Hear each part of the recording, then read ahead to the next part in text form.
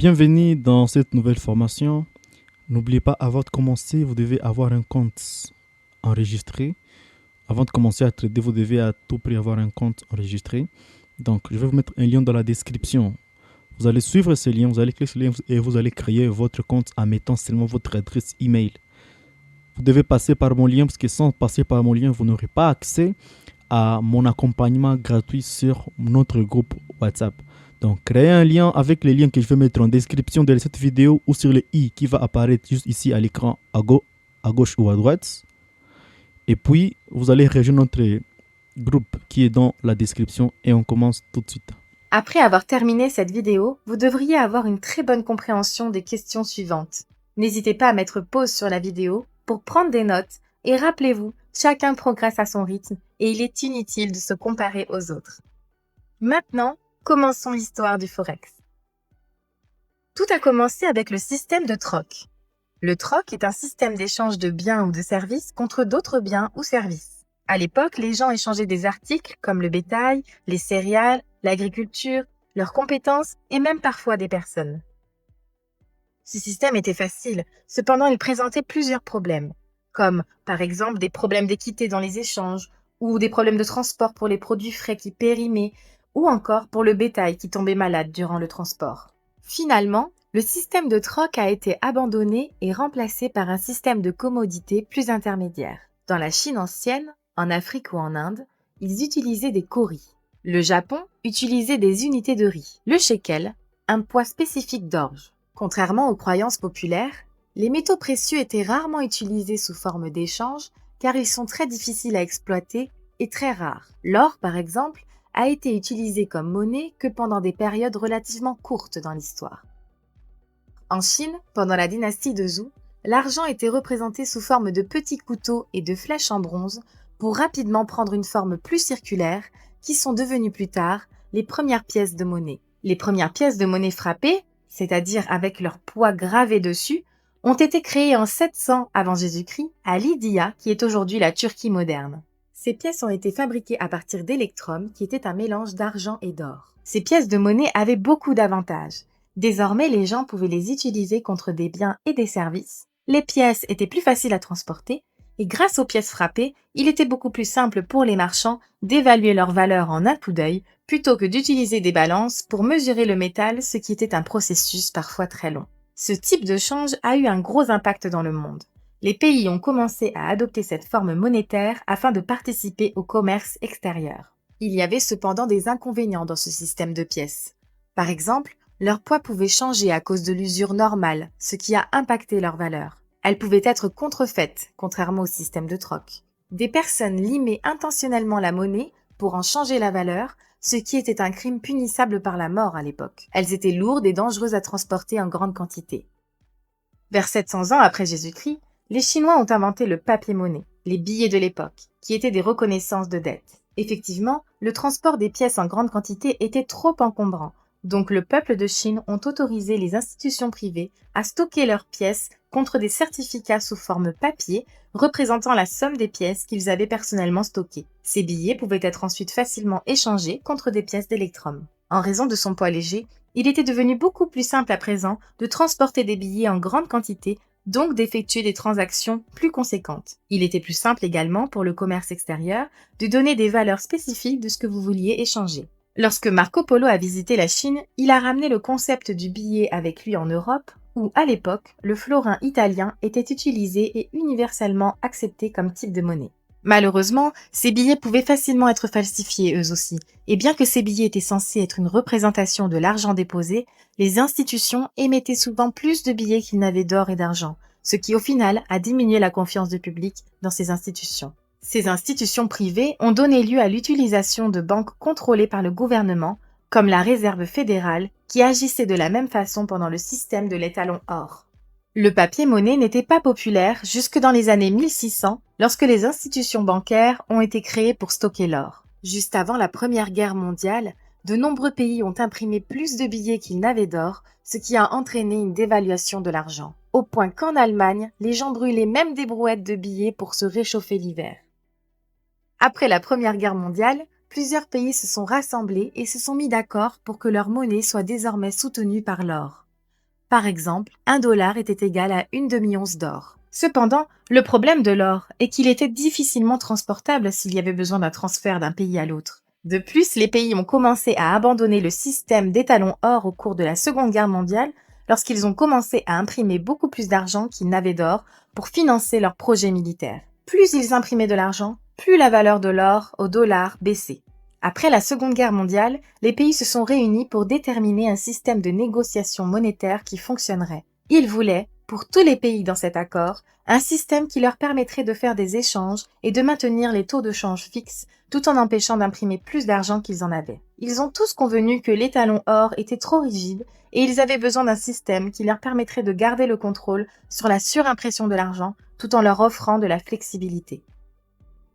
En 1944, 44 pays se sont réunis dans le Bretton Woods, New Hampshire, pour mettre en place un système monétaire qui serait avantageux pour tous les pays qui décideraient de participer au commerce extérieur. Comme les États-Unis détenaient 2/3 de l'or mondial, le dollar a été choisi pour devenir la monnaie de réserve mondiale, ce qui signifie que chaque autre pays fixerait leur argent au dollar et le dollar américain serait fixé à l'or. Actuellement, nous n'observons plus ce système. Toutefois, le dollar américain est toujours utilisé comme la monnaie de réserve mondiale. Par conséquent, sur l'actuel marché du Forex, on remarque que le dollar a le volume le plus élevé en matière d'échange, car tous les pays l'utilisent en termes de trading, et maintenant vous savez pourquoi.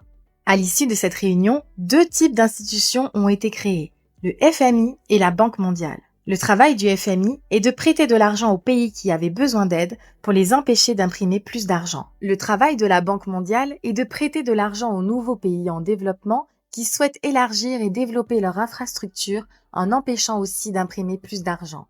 Le système Bretton Woods a sérieusement restreint l'économie américaine car il prêtait de plus en plus de dollars américains tandis que leurs réserves d'or continuaient de diminuer car la plupart des pays demandaient de l'or en échange de leur monnaie. En 1971, Richard Nixon a annoncé que les États-Unis ne feraient plus d'échanges en or et qu'il allait retirer le dollar américain du système étalon or. Quel grand choc ce fut pour ce monde. De nos jours, de nombreuses devises ne sont plus soutenues par une monnaie de valeur. Au lieu de cela, les valeurs de la monnaie sont maintenant déterminées par le taux de change flottant. Les régimes de taux de change flottants ne sont pas influencés par le gouvernement, mais par la Fed et par la demande sur le marché du Forex. Comme la valeur d'une monnaie dans un régime de taux de change flottant est déterminée par l'offre et la demande, sa valeur peut changer librement et est déterminée par le marché d'échange. Certains pays participent à ce régime d'échange flottant. On peut citer les États-Unis, le Canada, la zone euro et l'Angleterre. La Chine, elle, ne participe pas à ce régime. Au lieu de cela, leur monnaie est rattachée à un panier de devises. Désormais, vous devriez être en mesure de répondre et de comprendre les questions suivantes. Lisez-les et répondez-y tranquillement. Dès que vous avez fini, passez à la prochaine vidéo. Et n'oubliez pas, vous êtes et vous resterez toujours un étudiant. Après avoir terminé cette vidéo, vous devriez avoir une très bonne compréhension des questions suivantes. N'hésitez pas à mettre pause sur la vidéo pour prendre des notes et rappelez-vous, chacun progresse à son rythme et il est inutile de se comparer aux autres. Passons maintenant aux principaux acteurs du marché du Forex. Ce sont eux qui provoquent les changements de prix d'une devise, qui configurent les prix des échanges et plus de 80% des transactions sur le marché du Forex sont effectuées par eux. Les 20% des transactions restantes correspondent à ceux effectués par les traders particuliers qui représentent à peine un impact réel sur le marché. Alors, qui sont ces grands acteurs sur le marché du Forex ? Commençons par les banques centrales et le gouvernement. Les banques centrales sont les plus influentes sur le marché du Forex. La politique monétaire de ces banques décrit la vision de la croissance du pays. Il est très important de savoir l'inflation, la déflation et leur position sur les taux d'intérêt. Les taux d'intérêt, c'est ce qui détermine la masse monétaire du pays et son taux de change à l'échelle mondiale. Donc, quand vous allez effectuer un trade, nous vous conseillons d'analyser les annonces économiques dans le monde et d'accorder une attention particulière à toute l'actualité avec un fort impact qui concerne les taux d'intérêt tels que le FOMC, le PIB, l'IPC, les décisions des banques centrales européennes et le taux de chômage. Car contrairement aux traders particuliers, les banques centrales ne font pas du trading pour réaliser un profit. Ils ont des objectifs différents.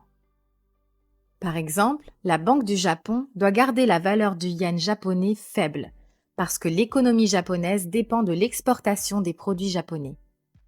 Les autres pays ne commanderaient pas de produits venant du Japon s'ils étaient trop coûteux. Donc lorsque la valeur du yen augmente, les banques japonaises achètent d'autres devises contre le yen afin d'abaisser sa valeur. Comme vous le voyez, cela n'a rien à voir avec le profit, car dans ce cas, ils auraient subi une perte importante. Ce n'est qu'un exemple parmi tant d'autres qui montre que les banques centrales jouent un rôle dans les objectifs monétaires du gouvernement pour des pays en particulier. Un autre acteur majeur, les banques commerciales et les institutions financières. Les banques sont impliquées dans des opérations de change pour plusieurs raisons, qu'il s'agisse de transactions commerciales ou pour un usage personnel. Elles traitent une grande quantité de devises étrangères. C'est l'un des principaux acteurs, le marché interbancaire. Il est composé des principales banques que nous connaissons bien, l'US Bank, Wells Fargo, JP Morgan, Barclays, USBC, BNP Paribas, etc. Ce sont les joueurs qui fournissent le plus de volume et qui fait que le marché évolue comme il le fait. C'est important de le savoir car pendant les jours fériés et certaines saisons comme l'été, le marché ne se comporte pas normalement et ce n'est pas la meilleure période pour trader. En fait, c'est même la pire période. Avec un acteur aussi important hors du marché, les tendances, les mouvements sont faibles car c'est eux qui maintiennent la dynamique du marché. En d'autres termes, quand ils sont en vacances, vous devez vous aussi partir en vacances. Un autre acteur important, les hedge funds. Toute société ou entreprise majeure aura affaire aux hedge funds, car leur rôle est de les protéger des pertes importantes d'argent dans le trade extérieur.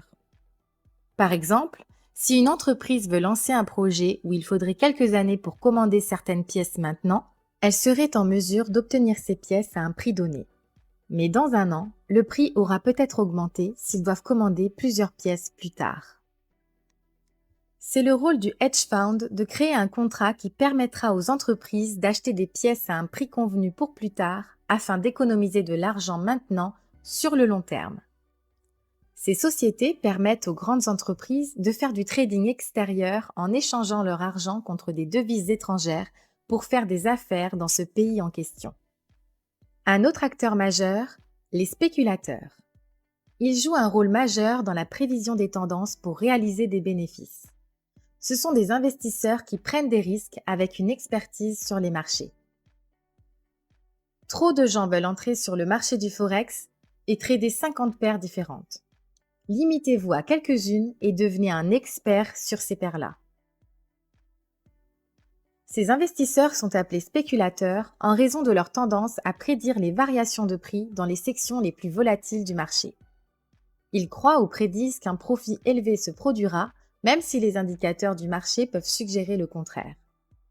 Si un spéculateur pense qu'un actif va augmenter en valeur, il peut choisir d'acheter autant d'actifs que possible, ce qui augmentera son prix, et inversement.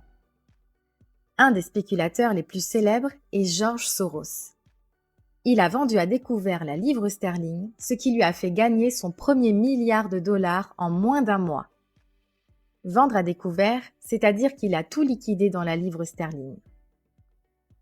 Il y a aussi Nick Leeson, qui était trader chez la Barings Bank en Angleterre. En raison de ses spéculations incorrectes sur le yen, il a perdu plus d'1 milliard de dollars, ce qui a entraîné l'effondrement de l'entreprise. Les spéculateurs travaillent dans des départements spéciaux pour les clients des plus grandes banques. Ce sont ces départements qui prennent votre argent durement gagné et placé à la banque, qui le mettent sur le marché du Forex et puis l'augmentent, vous payant à vous à un taux de 1% par an. Ces spéculateurs travaillent pour la banque. Cela signifie que lorsque la banque est fermée, ils ne travaillent pas. Il manque donc une grande partie des joueurs qui font bouger le marché. Alors vous aussi, prenez congé quand ils prennent congé. Et enfin, un autre participant au marché, les traders particuliers ou les investisseurs indépendants qui représentent environ 20% du mouvement du marché. Investir dans le Forex était le privilège exclusif d'un groupe d'élite de hedge funds, de banques d'investissement et de sociétés multinationales. Ces institutions gardaient farouchement leur territoire. Entre 1990 et 2006, les investissements ont retourné 9% par an, plus que les obligations ou les actions au cours de la même période. Pour les investisseurs individuels, le Forex a largement été hors limite. Il fallait un minimum d'1 million de dollars pour faire du trading, et il y avait énormément de documents juridiques complexes à examiner et à signer, ainsi qu'une vérification approfondie de solvabilité. Au cours de ces 10 dernières années, tout cela a changé. Grâce au système de trading en ligne, il est maintenant possible pour les investisseurs particuliers comme nous d'avoir un accès direct au marché des devises et de trader facilement et rapidement sur les marchés internationaux du Forex à partir de n'importe quel support connecté à Internet, n'importe où dans le monde. Nous ne faisons pas partie des principaux participants sur les marchés du Forex. Beaucoup de personnes viennent dans le marché du Forex pensant qu'ils peuvent prédire le marché et ce qu'il va faire. Vous ne pourrez pas prédire le marché. Votre travail consiste à trouver les tendances qui apparaissent et à les suivre de près. Devancez-les, dépassez-les, mais n'essayez pas de prédire le marché. Désormais, vous devriez être en mesure de répondre et de comprendre les questions suivantes. Lisez-les et répondez-y tranquillement. Dès que vous avez fini, passez à la prochaine vidéo et n'oubliez pas, vous êtes et vous resterez toujours un étudiant. Après avoir terminé cette vidéo, vous devriez avoir une très bonne compréhension des questions suivantes. N'hésitez pas à mettre pause sur la vidéo pour prendre des notes et rappelez-vous, chacun progresse à son rythme et il est inutile de se comparer aux autres.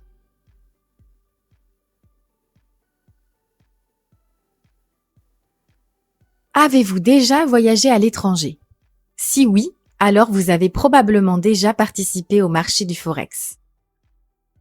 En effet, lorsqu'à l'aéroport ou à la gare, vous avez effectué un changement de monnaie, c'est-à-dire un changement de devise contre une autre, alors celui-ci s'opère sur le marché du Forex. Le mot Forex est une abréviation de Foreign Exchange. Intéressons-nous maintenant au taux de change. Ce taux représente ce que paient les acheteurs pour échanger leur monnaie contre une autre. D'une autre façon, quand vous êtes à l'étranger, c'est ce taux que vous payez lorsque vous échangez votre monnaie contre la monnaie locale. Quand vous êtes de retour chez vous, vous devez utiliser le même taux de change. En d'autres termes, vous achetez la devise de ce pays. Le taux de change peut varier en fonction de l'offre et de la demande. Si une devise est haute sur la liste des demandes, cela signifie qu'un grand nombre de participants sur le marché essaient d'obtenir cette devise. Elle est donc sujette à une forte demande. Alors les taux de change seront bien plus élevés. Donc si vous voyagez dans un pays où sa devise, sa monnaie est très demandée, son taux de change sera donc très élevé. Vous devrez le payer de votre poche. Si, inversement, il y a une faible demande sur cette devise, le taux de change sera beaucoup plus bas et vous gagnerez de l'argent en échangeant votre monnaie. Avant de continuer, nous vous informons qu'il est important d'avoir vu la vidéo sur les principaux participants au marché pour pouvoir avoir une bonne compréhension sur la suite de cette formation. Si vous ne l'avez pas vue, n'allez pas plus loin et regardez la vidéo précédente. Celle-ci vous aidera à comprendre qui influence le marché. L'offre et la demande. Quand la demande est forte, le taux augmente, il devient plus élevé. Quand la demande est faible, le taux baisse, il devient plus bas. Lorsque les participants au marché achètent à un taux élevé, ils créent une forte demande. Pour les pays en voie de développement, la demande sur leur devise est faible. Leurs taux sont donc beaucoup plus bas. Vous aurez plus de pouvoir d'achat dans ces pays-là. Sur cet écran, on peut observer le taux de change des devises en direct. Si vous regardez bien, on peut voir les taux évoluer. Parfois ils baissent, parfois ils augmentent. Ce sont les principaux participants sur les marchés qui sont responsables de tous ces mouvements et changements de taux, car ils sont constamment en train d'acheter et de vendre des devises. Lorsque vous changez de pays, il n'y a donc aucune garantie d'obtenir le même taux de change, car celui-ci change tout le temps. Quelle est la taille du Forex en comparaison avec les autres marchés? Sur ce graphique, on observe que le marché du Forex est très important comparé aux autres marchés. La bourse de New York équivaut à un échange de 22,4 milliards de dollars par jour. La bourse de Tokyo, c'est un échange de 18,9 milliards de dollars journaliers. Puis vous avez la bourse de Londres, où 7,2 milliards de dollars sont échangés par jour. À votre avis, en observant ce graphique, quel est le volume du marché du Forex? Le Forex est une énorme industrie qui représente 5,3 billions, soit plus de 5 000 milliards de dollars échangés par jour. C'est un chiffre impressionnant. Vous pouvez déjà imaginer à quel point ce chiffre, avec les bonnes méthodes, sera bénéfique pour vous. À quel point il est possible de faire de l'argent sur ce marché. Alors, comment en bénéficier? Nous allons utiliser un exemple compréhensible pour tous. Le Forex, c'est un peu comme l'immobilier. Vous avez une maison en votre possession depuis un certain temps et vous souhaitez la vendre. Vous la vendez au bon moment, vous réalisez donc un profit. C'est exactement la même chose pour le Forex, c'est juste beaucoup plus rapide. Vous achetez une devise, par exemple l'euro, puis vous la vendez pour une paire différente. Si le taux de l'euro a augmenté, en le vendant, vous réalisez un profit. Maintenant, vous savez ce qu'est le Forex et comment profiter de ses avantages. Il est important d'avoir les compétences nécessaires et une psychologie adaptée pour pouvoir faire du trading. Le trading n'est pas un jeu de hasard. Ce n'est pas non plus un coup de poker. Si vous décidez de sauter le pas dans ce marché, nous devons vous prévenir que si vous n'avez ni compétences, ni technique, que vous n'avez pas une bonne gestion de risque, ni un bon contrôle sur vos émotions, vous jouerez à un jeu de hasard. Alors nous vous prions d'apprendre à trader avec confiance et savoir et nous allons vous aider pour ça. Apprenez cette compétence et gagnez de l'argent. Désormais, vous devriez être en mesure de répondre et de comprendre les questions suivantes. Lisez-les et répondez-y tranquillement. Dès que vous avez fini, passez à la prochaine vidéo et n'oubliez pas, vous êtes et vous resterez toujours un étudiant. Après avoir terminé cette vidéo, vous devriez avoir une très bonne compréhension des questions suivantes. N'hésitez pas à mettre pause sur la vidéo pour prendre des notes et rappelez-vous, chacun progresse à son rythme et il est inutile de se comparer aux autres. Alors, qu'est-ce qui est vraiment tradé sur le marché? La réponse est simple, c'est l'argent, la monnaie. Mais pas de la monnaie physique, c'est de l'argent virtuel. Aujourd'hui, l'argent est essentiellement virtuel. C'est pourquoi, quand nous parlons de Forex, nous n'allons pas prendre le mot argent en référence. Nous allons plutôt parler de paires de devises. Sur le marché, nous tradons, ou échangeons, c'est la même chose, des paires de devises. C'est un échange de monnaie d'un pays particulier contre la monnaie d'un autre pays. Parlons maintenant des devises les plus courantes, celles qui sont les plus échangées sur le marché du Forex.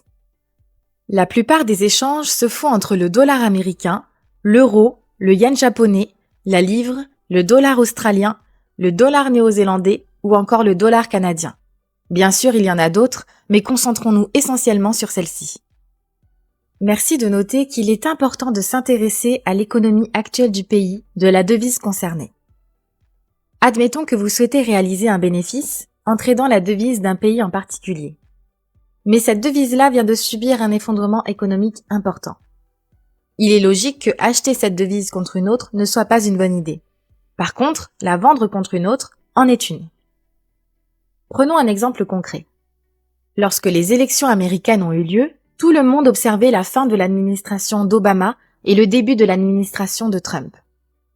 Et tout le monde avait son ressenti à propos de l'économie américaine. Beaucoup de personnes ont décidé de vendre le dollar américain contre une autre économie qu'ils pensaient plus stable.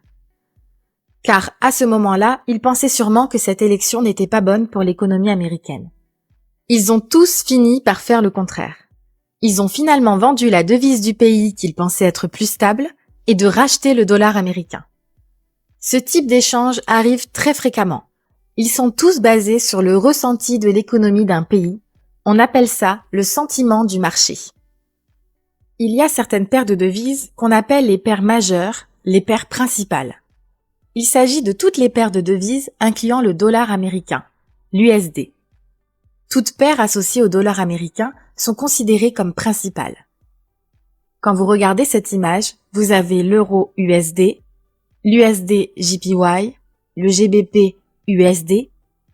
Ce sont toutes des paires majeures.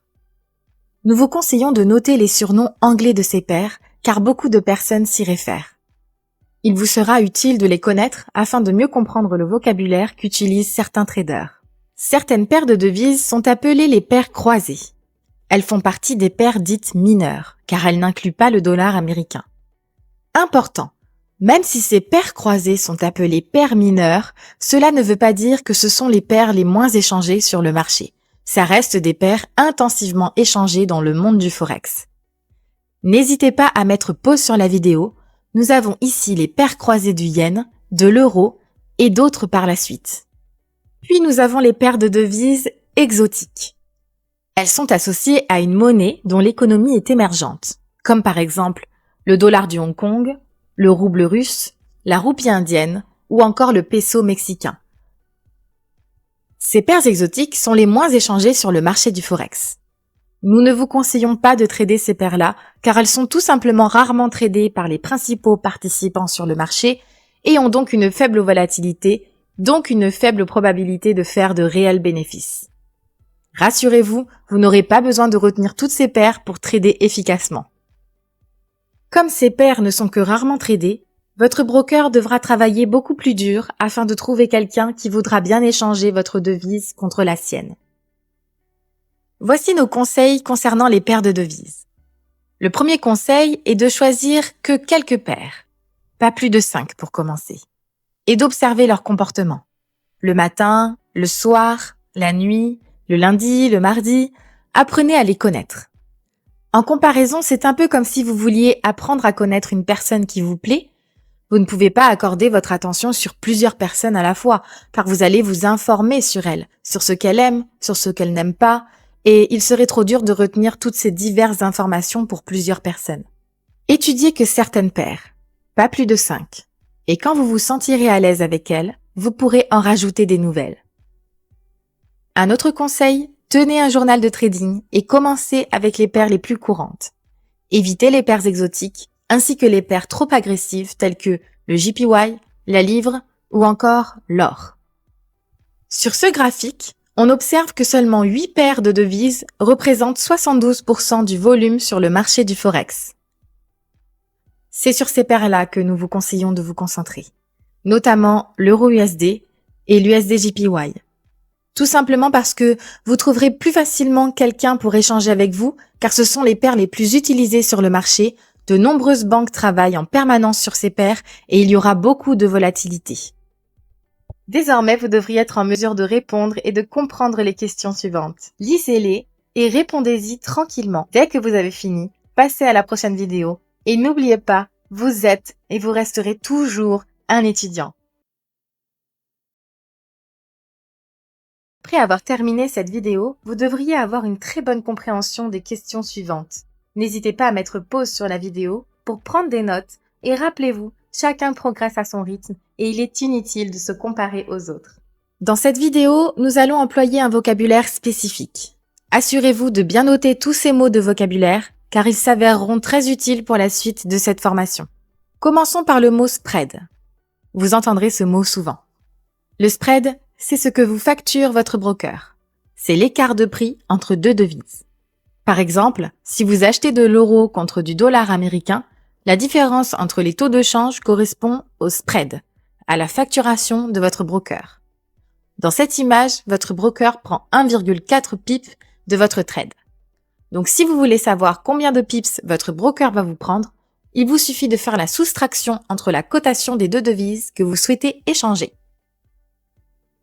Intéressons-nous maintenant au mot volatilité. La volatilité s'observe sur le graphique par les mouvements qu'il va effectuer. On dit qu'il y a une forte volatilité quand les conditions du marché commencent à changer rapidement lorsqu'il y a de grands mouvements observables sur le graphique. C'est le paradis des traders, le meilleur moment pour trader car il y a plusieurs opportunités à saisir. On dit au contraire qu'il y a une faible volatilité lorsque les conditions du marché sont lentes, qu'il n'y a pas de grands mouvements sur le graphique, et à ce moment-là, c'est plus un cauchemar pour les traders, car il n'y a pas beaucoup d'opportunités à saisir. C'est le pire moment pour trader. Quand vous observez une faible volatilité, restez en dehors du marché. Maintenant, parlons de la liquidité. C'est ce que représentent les participants sur le marché sur un trade en particulier. On dit qu'il y a une faible liquidité lorsqu'il n'y a pas beaucoup de participants sur le marché.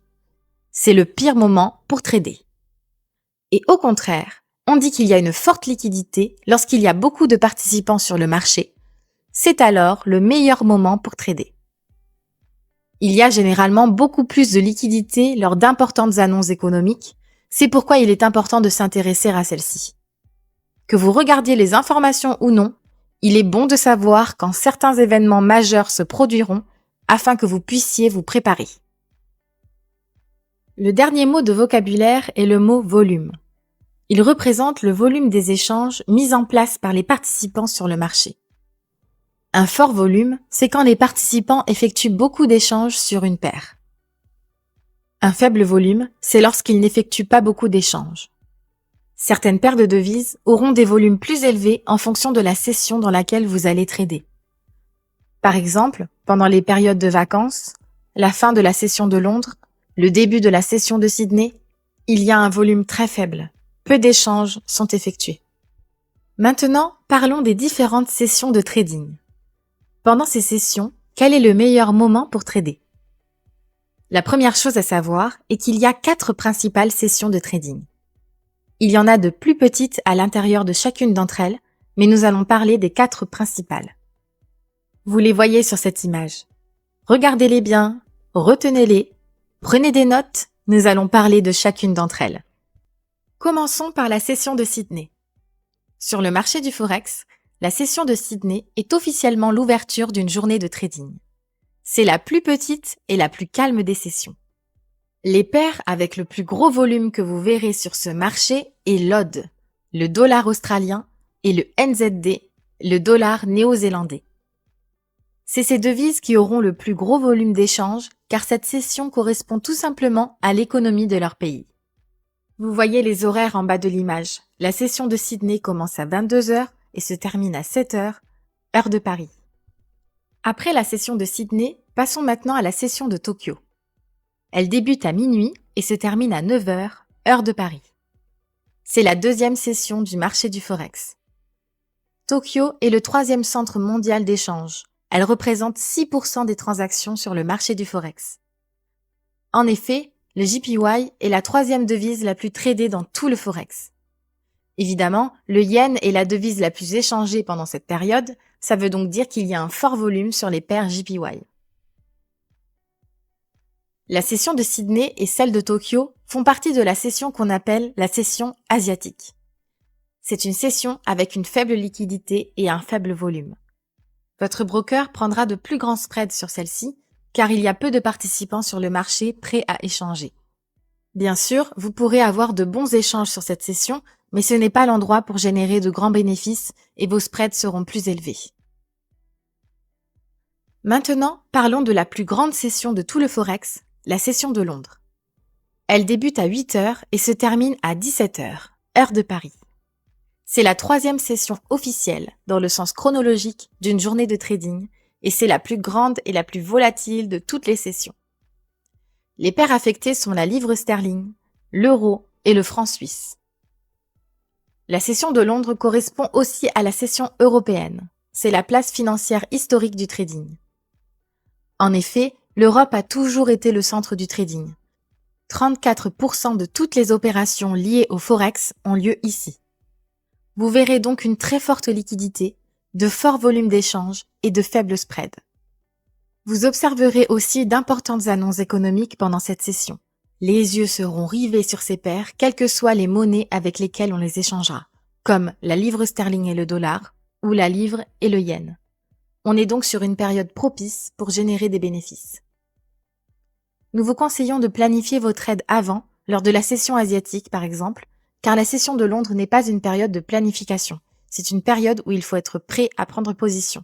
Donc tenez-vous prêt. Juste après la session de Londres, nous avons la session de New York. C'est aussi l'une des plus grosses sessions du Forex.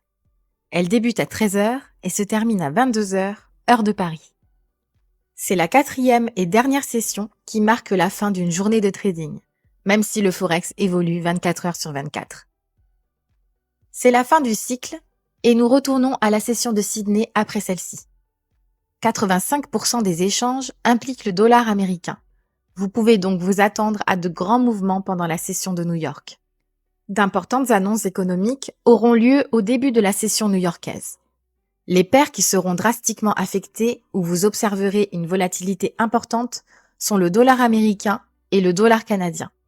Ce seront ces paires qui créeront le plus de mouvements, une forte volatilité, de faibles spreads durant cette session et de forts volumes auront lieu. Mais nous pouvons observer, aux environs de 18h, un relâchement et nous allons vous expliquer pourquoi. Nous avons parlé des 4 différentes sessions de trading. Donc, quelle est la meilleure période pour trader? Le meilleur moment pour trader sera pendant le chevauchement de 2 sessions. Il y a 2 principaux chevauchements sur lesquels vous devriez apporter une attention toute particulière. Le premier est le chevauchement des sessions londoniennes et new-yorkaises. C'est, de loin, le meilleur chevauchement. C'est le plus liquide. Vous aurez un grand nombre d'annonces économiques surgissant des États-Unis, de toutes les paires européennes, londoniennes, et toutes ces paires seront de la partie. Donc un grand nombre d'annonces qui forcent le marché à bouger. Le deuxième est le chevauchement entre la session de Tokyo et la session de Londres, qui est aussi un bon chevauchement, même si le chevauchement de Londres et de New York est le meilleur.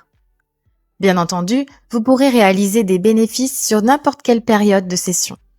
Cependant, il est important de noter que lors du chevauchement des sessions de Sydney et de Tokyo, ce n'est pas le bon moment pour trader, car leurs échanges représentent une faible volatilité. Vous pouvez voir très clairement sur cette photo le chevauchement de la session londonienne et new-yorkaise et le chevauchement de la session de Tokyo et de Londres. Il y a aussi le chevauchement des sessions de Sydney et de Tokyo, mais il représente plutôt la session asiatique.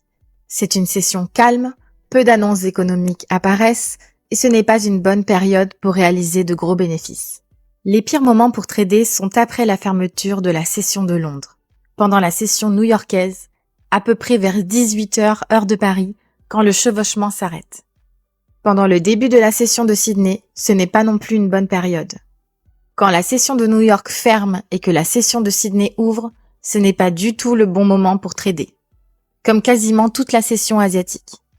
Aussi, quand il n'y a pas de chevauchement et pendant les grandes vacances, c'est une très mauvaise période. Voici sur ce graphique un exemple concret. Ici, nous allons nous intéresser à un nouveau mot de vocabulaire, la consolidation. La consolidation, c'est quand le prix oscille de bas en haut dans une petite zone et qu'il ne se passe pas grand-chose sur le marché. Les rectangles que vous voyez sur l'écran sont des exemples de consolidation. Si vous tradez pendant cette période, vous observerez sans cesse des montées et des descentes de prix sans atteindre un but précis. Il est donc préférable de ne pas prendre de position. Comme pour la fin de la session de Londres, quand le chevauchement se termine vers 18h, le marché ralentit, il ne se passe pas grand-chose. L'autre rectangle est une zone où le marché est en train d'évoluer significativement. On peut observer ce mouvement surtout pendant les chevauchements. Désormais, vous devriez être en mesure de répondre et de comprendre les questions suivantes. Lisez-les et répondez-y tranquillement. Dès que vous avez fini, passez à la prochaine vidéo. Et n'oubliez pas, vous êtes et vous resterez toujours un étudiant. Après avoir terminé cette vidéo, vous devriez avoir une très bonne compréhension des questions suivantes. N'hésitez pas à mettre pause sur la vidéo pour prendre des notes et rappelez-vous, chacun progresse à son rythme et il est inutile de se comparer aux autres.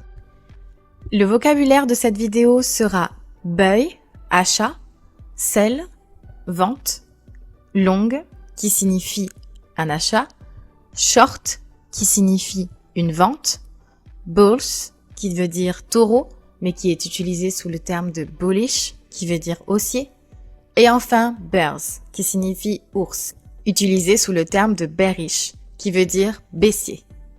Lorsqu'on s'attend à ce que la valeur d'une monnaie augmente, on se place en achat.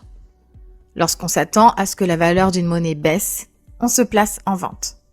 Vous verrez des achats se référer à des longues, vous entendrez dire par exemple « voyez longue », cela veut dire « placez-vous en achat ».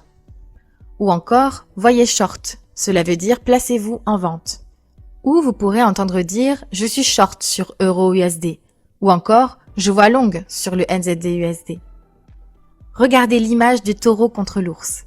Les taureaux sont tous des ordres d'achat et les ours sont tous des ordres de vente. Si vous entendez « le marché est bullish aujourd'hui », cela veut dire que le marché est haussier, qu'il est en croissance. Si c'est un marché bearish, cela veut dire que le marché est baissier. Il est important de savoir ce qu'il se passe quand vous placez un ordre. Quand les principaux participants du marché placent un ordre d'achat, ils font provoquer la hausse de la valeur du taux de change. Plus vous avez d'acheteurs, plus le marché va s'accroître. De l'autre côté de la balance, vous avez les vendeurs. Ils tendent à diminuer le taux de change. Car quand vous avez une grande quantité de devises, vous avez une faible demande de l'autre côté. Et au fur et à mesure que la demande pour cette monnaie diminue, la valeur de celle-ci va également diminuer. Voyons maintenant à quoi cela ressemble sur un graphique. Comme vous pouvez le voir sur ce graphique, il y a des phases surlignées. Ces phases sont des zones d'achat. Par exemple, juste ici, vous pouvez voir que le marché était plutôt bas et ensuite il a augmenté rapidement. Même chose ici. C'est un peu une période de consolidation, mais on peut observer que le marché était bas et a ensuite évolué à la hausse. Là, c'est un bon exemple. Le marché était bas, puis il a augmenté, et ici pareil. C'est à cela que ressemble un achat sur le marché. Ici, vous avez une grosse croissance, un mouvement d'augmentation du marché, suivi par une immense tendance à la hausse. C'est un bon moment pour acheter. Comme vous pouvez le constater ici, le marché effectue des allers-retours tout en s'accroissant, typique d'une série de mini-achats à l'intérieur de cette tendance haussière. Maintenant, vous savez à quoi ressemble un achat. En ce qui concerne les ventes, aussi appelées short, court, souvenez-vous que les ventes correspondent à un marché qui décroît. Il était à un point élevé et a diminué. Voici un bon exemple d'une tendance baissière. Ces pics en haut sont appelés des swings hauts et ces pics en bas des swings bas. Et comme vous pouvez le voir ici aussi, il y a beaucoup de petites opportunités. En d'autres termes, le marché a baissé, puis a remonté légèrement et est reparti à la baisse. C'est-à-dire qu'à l'intérieur de ces ventes massives se trouvent de petites opportunités. Si vous souhaitez rester sur du long terme, c'est possible. Autrement, vous pouvez gagner de l'argent grâce à ces petites opportunités dans chacune des tendances baissières. Rappelez-vous, l'équilibre de l'offre et de la demande sont responsables du mouvement du marché. Imaginez que vous essayez de vendre des bandes dessinées. Certains sont des collectionneurs et le meilleur moment pour acheter leurs bandes dessinées est quand elles sont le moins chères, n'est-ce pas? Et plus il y aura d'achats, plus leur valeur va augmenter. Une fois que la courbe aura atteint un point appelé surachat, cela veut dire que plus personne ne veut les acheter car c'est devenu trop cher. C'est alors le moment idéal pour vendre car vous prendrez une bonne marge sur cette opération. Et à mesure que les gens vendent, ils inondent à nouveau le marché avec ces bandes dessinées et que se passe-t-il? Leur valeur diminue et on atteint une survente. Nous avons utilisé les mots surachat et survente. Pour le mot surachat, il faut comprendre que le marché a atteint ses limites de participants prêts à placer des ordres d'achat et que personne ne veut plus acheter. C'est alors le moment parfait pour placer des ordres de vente dans un marché dit de surachat. Dans un marché où il y a une survente, c'est qu'il y a tellement de personnes qui ont vendu que c'est l'occasion pour vous de placer vos ordres d'achat. Car maintenant, la valeur est assez basse pour être intéressante au point d'acheter. Dans un marché de survente, il est intéressant de se placer en achat, et dans un marché de surachat, c'est la vente qui est intéressante. Il y a cependant une exception à la règle.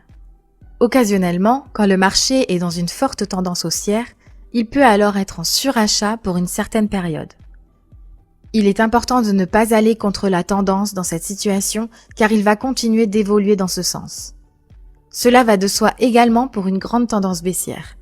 Le marché peut se retrouver dans une situation de survente et continuer dans cette direction.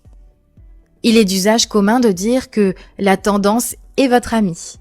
Vous ne voulez pas nager à contre-courant. Désormais, vous devriez être en mesure de répondre et de comprendre les questions suivantes. Lisez-les et répondez-y tranquillement. Dès que vous avez fini, passez à la prochaine vidéo et n'oubliez pas, vous êtes et vous resterez toujours un étudiant.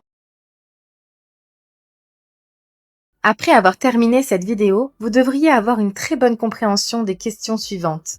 N'hésitez pas à mettre pause sur la vidéo pour prendre des notes et rappelez-vous, chacun progresse à son rythme et il est inutile de se comparer aux autres. Dans cette vidéo, nous allons employer un vocabulaire spécifique. Assurez-vous de bien noter tous ces mots car ils s'avéreront très utiles pour la suite de votre formation. Qu'est-ce qu'un PIP? Le PIP est l'unité de mesure utilisée sur le marché. Au même titre que le temps est exprimé en minutes, en heures ou en jours, le marché exprime son évolution en pips.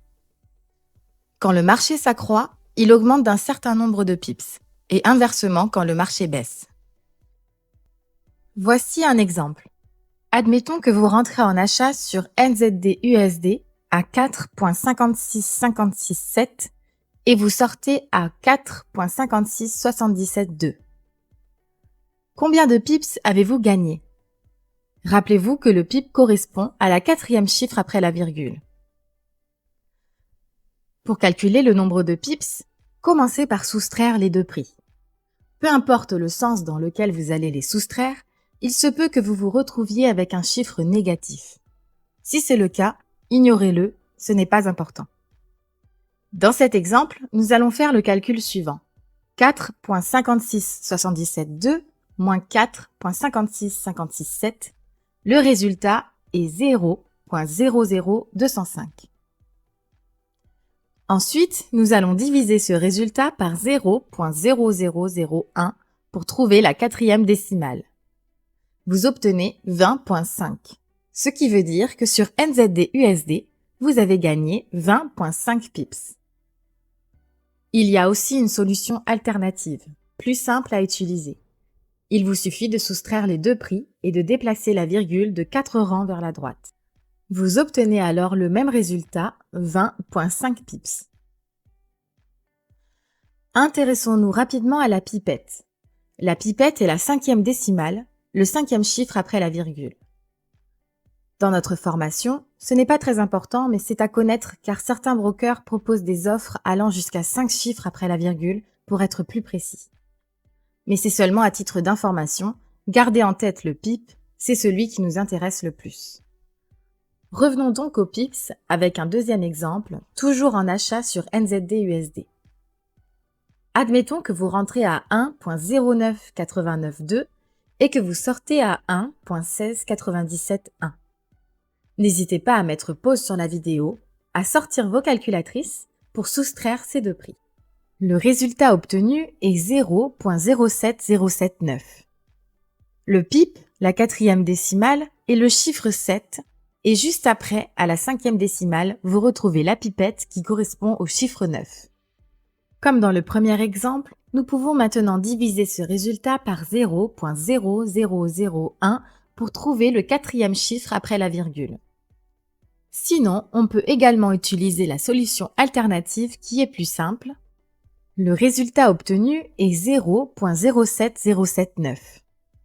Le PIP, la quatrième décimale, est le chiffre 7 et juste après, à la cinquième décimale, vous retrouvez la pipette qui correspond au chiffre 9. Il y a cependant des exceptions à la règle, elles concernent le yen et l'or ou le JPY et le gold. Dans ces cas précis, le PIP se trouve sur le deuxième chiffre après la virgule. C'est la deuxième décimale. La pipette, elle, se trouvera donc sur le troisième chiffre après la virgule, c'est la troisième décimale. Par exemple, admettons que vous rentrez en achat sur USD/JPY à 103.25 et que vous sortez à 103.26, vous aurez gagné alors un PIP. Ici, vous pouvez observer la différence de placement en ce qui concerne les pips et les pipettes sur le yen et le gold, les deux prix en bas de l'image, et sur toutes les autres paires en haut de l'image. Prenons un exemple. Vous entrez en achat sur 4 JPY. Cet échange concerne le yen. Vous entrez à 85.343 et vous sortez à 85.445. Combien avez-vous gagné de pips? Pour ce faire, c'est simple. Nous allons dans un premier temps soustraire ces deux prix. On obtient 0.102. Puis nous allons soit diviser notre résultat par 0.01 et non pas par 0.0001 comme tout à l'heure, car je vous le rappelle, nous cherchons ici la deuxième décimale. Ou bien, nous pouvons aussi utiliser la solution alternative qui est de déplacer simplement la virgule de 2 rangs vers la droite. Alors, on obtient 10.2. Vous aurez donc gagné 10.2 pips. Voici un exemple sur le graphique avec une paire de yens. Il s'agit de la paire JPY, donc nous allons chercher la deuxième décimale. Étape numéro 1, soustraire les deux prix. Étape numéro 2, déplacer la virgule de 2 rangs vers la droite. Sur cet exemple, nous sommes entrés à 111.443 et nous sommes sortis à 111.909. Nous avons gagné 46.6 pips. Maintenant, à vous de jouer. Alors n'hésitez pas à mettre pause. Comme vous le voyez sur ce graphique, vous êtes entré à 136.060 et vous êtes sorti à 144.549. Pouvez-vous me dire s'il s'agit là d'une vente ou bien d'un achat? Combien de pips avez-vous gagné ou perdu sur ce trade? La réponse est qu'il s'agit là d'un achat. Et vous avez gagné sur ce trade 848.9 pips. C'était une très bonne position d'achat. Désormais, vous devriez être en mesure de répondre et de comprendre les questions suivantes. Lisez-les et répondez-y tranquillement. Dès que vous avez fini, passez à la prochaine vidéo. Et n'oubliez pas, vous êtes et vous resterez toujours un étudiant. Pour avoir terminé cette vidéo, vous devriez avoir une très bonne compréhension des questions suivantes. N'hésitez pas à mettre pause sur la vidéo pour prendre des notes et rappelez-vous, chacun progresse à son rythme et il est inutile de se comparer aux autres. Dans cette vidéo, nous allons employer un vocabulaire spécifique. Assurez-vous de bien noter tous ces mots car ils s'avéreront très utiles pour la suite de votre formation. Avant toute chose, rappelons-nous ce qu'est un achat et une vente. Souvenez-vous, un achat, c'est quand la valeur du prix augmente. Vous allez acheter au point le plus bas. Pour une vente, c'est quand la valeur du prix baisse. Vous allez vendre au prix le plus haut. La première tendance que nous allons découvrir est une tendance haussière. Qu'est-ce qui la définit? La tendance haussière sur un graphique a des hauts de plus en plus hauts et des bas de plus en plus hauts. Lorsque vous observerez ce type de tendance sur le graphique, vous chercherez des achats sur le long terme et, avec de l'entraînement, des ventes sur le court terme. Car sur l'ensemble de la tendance, la courbe sera en hausse, mais elle aura à certains moments des retracements où le marché baissera. La deuxième tendance à découvrir est la tendance baissière. C'est exactement l'inverse de la tendance haussière. Vous observerez des hauts de plus en plus bas cette fois et des bas de plus en plus bas. Le marché décroît.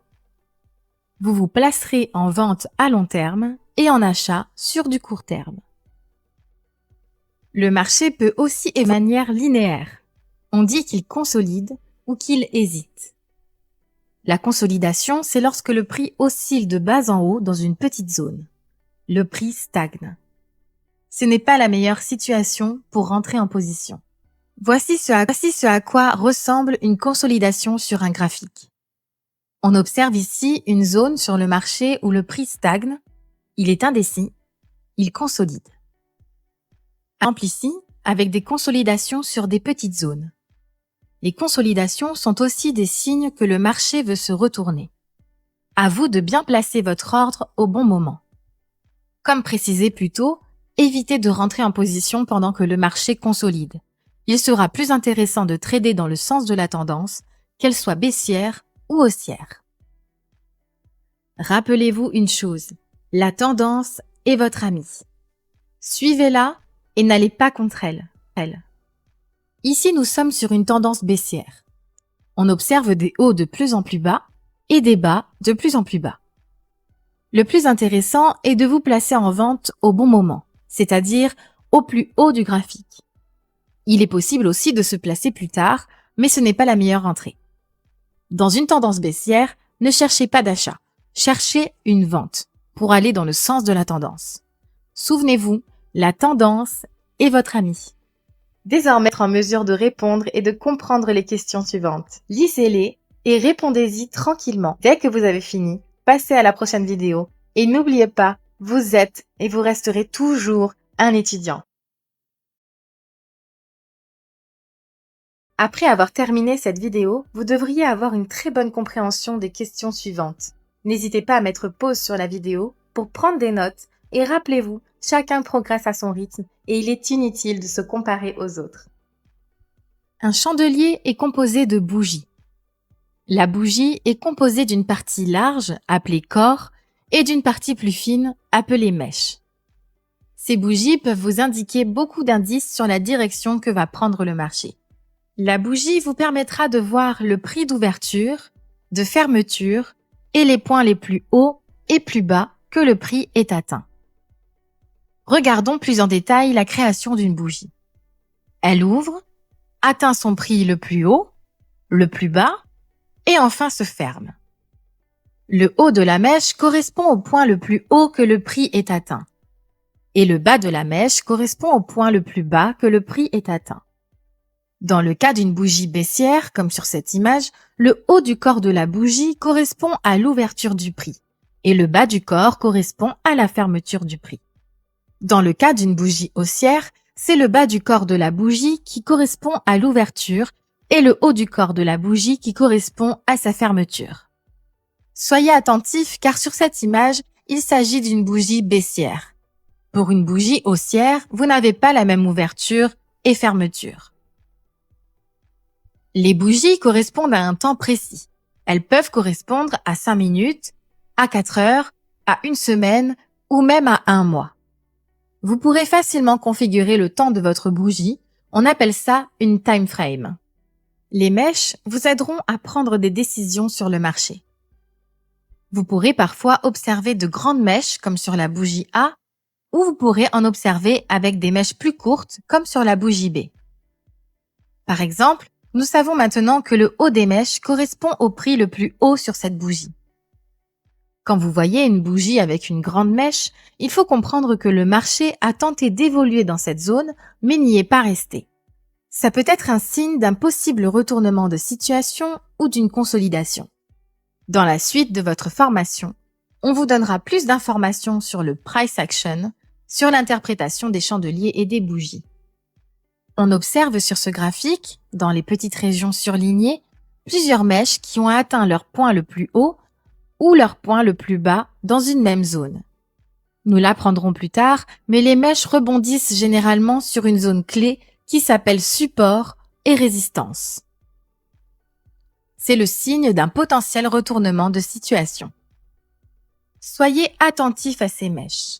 Généralement, comme sur cet exemple, on observe que lorsque le prix atteint cette zone clé, il rebondit et part dans l'autre sens. Les bougies sont donc des indications sur le marché. Vous verrez par la suite les autres indications qui vous permettront d'avoir une plus grande confiance en votre décision. Désormais, vous devriez être en mesure de répondre et de comprendre les questions suivantes. Lisez-les et répondez-y tranquillement. Dès que vous avez fini, passez à la prochaine vidéo et n'oubliez pas, vous êtes et vous resterez toujours un étudiant. Après avoir terminé cette vidéo, vous devriez avoir une très bonne compréhension des questions suivantes. N'hésitez pas à mettre pause sur la vidéo pour prendre des notes et rappelez-vous, chacun progresse à son rythme et il est inutile de se comparer aux autres. Avant de parler des supports et des résistances, nous allons nous rappeler ce qu'est une bougie. Une bougie composée d'un corps et de mèches vous permettra de vous donner des indications sur le marché. Si vous n'avez pas vu la vidéo précédente qui parle des chandeliers japonais, stoppez cette vidéo et regardez-la. Elle est importante pour la bonne compréhension de la suite de la formation. Maintenant, intéressons-nous à la résistance. La résistance, c'est comme un plafond. Sur cette image, la résistance est une ligne bien définie. Mais en réalité, sur un graphique, c'est plus une zone, ce n'est pas une ligne parfaite.